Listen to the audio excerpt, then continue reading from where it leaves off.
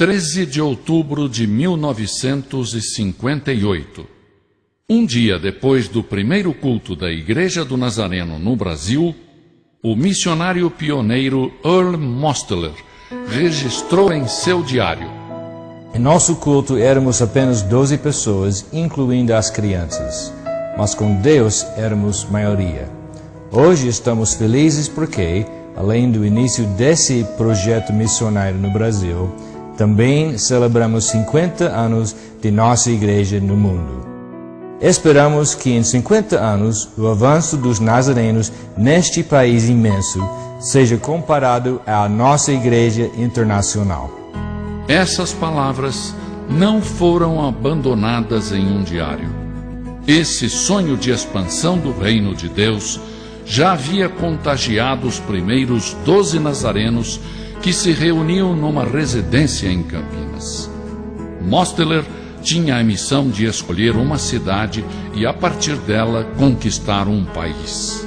A localização geográfica, o nível sociocultural e, principalmente, a presença da família Stegmoller foram determinantes para que Campinas fosse confirmada como a cidade que iria irradiar a proposta nazarena de santidade bíblica para os 4 cantos do Brasil. Mas para isso, outras famílias missionárias foram enviadas ainda em 58. Vieram os Gates, juntaram-se a essas famílias os Dentons, os Kratz e os Collins. Os americanos não foram os únicos. Deus também mandou cabo-verdianos. Os Limas foram os primeiros. O incansável desejo dos missionários de levar as boas novas ao povo brasileiro logo começou a gerar os primeiros frutos. De uma cidade, várias cidades. Os Gates foram para Belo Horizonte, os Dentons para Brasília, e em pouco tempo a mensagem nazarena alcançou Osasco, Santo André, Americana, Baixada Fluminense e muitas outras cidades. Durante a década de 70, o caminho que foi aberto nos anos anteriores foi pavimentado.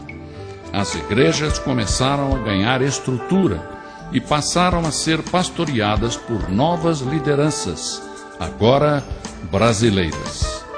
Da mesma forma que a igreja avançava, no final da década de 70, o país começava a vislumbrar um novo horizonte político.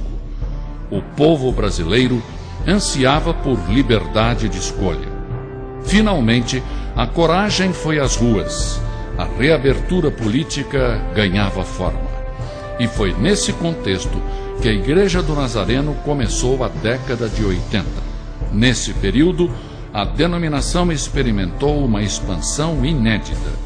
O foco dos nazarenos não se limitou às construções. Houve uma revolução ministerial. Os líderes nazarenos mobilizaram um exército de voluntários.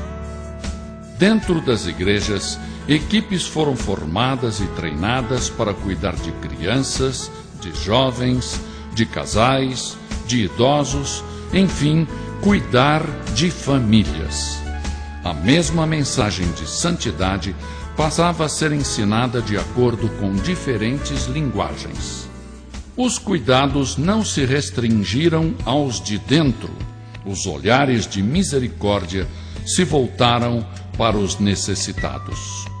Centros de compaixão, clínicas, creches, trabalho com os detentos, tudo isto permitiu que os nazarenos oferecessem o amor sob a forma de roupas, sopas, quentinhas, cestas básicas, medicamentos, auxílios funerários, cuidados médicos, reforma escolar, enfim, o Evangelho foi levado aos desassistidos. Nos anos 90, o crescimento numérico foi simplesmente explosivo.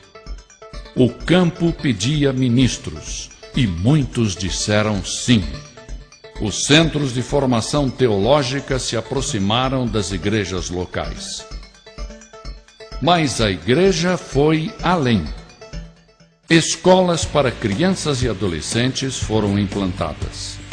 Os estudantes de pré-escola, ensino fundamental e médio passavam a ser instruídos com o currículo que oferecia, além das disciplinas comuns, uma pedagogia cristã. As habilidades e os dons ministeriais dos nazarenos foram descobertos e estimulados durante essa caminhada. Orquestras, corais, bandas, grupos de teatro, de coreografia foram sendo formados, e tudo isso foi usado para promover o Evangelho em grandes concentrações públicas. De vários estados, um país. O crescimento estatístico forçou uma nova organização administrativa. A denominação internacional passou a considerar o Brasil uma sub-região.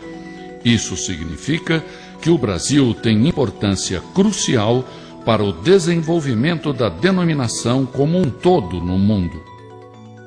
E esta sub-região tem áreas estratégicas que envolvem os distritos, que por sua vez cuidam das igrejas em todo o território nacional. Hoje, muitas fronteiras geográficas foram desbravadas, das águas do rio Amazonas até as serras gaúchas, dos vilarejos do sertão nordestino aos grandes centros urbanos. A cada nova estaca, um novo sonho, e o poder do Evangelho sendo vivenciado a cada novo dia. As palavras escritas no diário do Dr. Mosteller quando chegou ao Brasil continuam vivas, presentes no coração de cada nazareno brasileiro. 50 anos se passaram. Éramos 12 então. Hoje somos quase 100 mil e já edificamos cerca de 500 igrejas. Essa não é a história de um povo que apenas construiu paredes, mas sim de um povo que se alegrava e se alegra ao ver o espaço vazio das igrejas ocupado por pessoas impactadas pelo poder do Evangelho. Uma história de 50 anos que inclui lágrimas, dores, alegrias, sonhos, conquistas, renúncia, dignidade, coragem, despreendimento e perseverança. Essa história continua sendo escrita por várias mãos, sob as bênçãos de Deus, e você faz parte dela.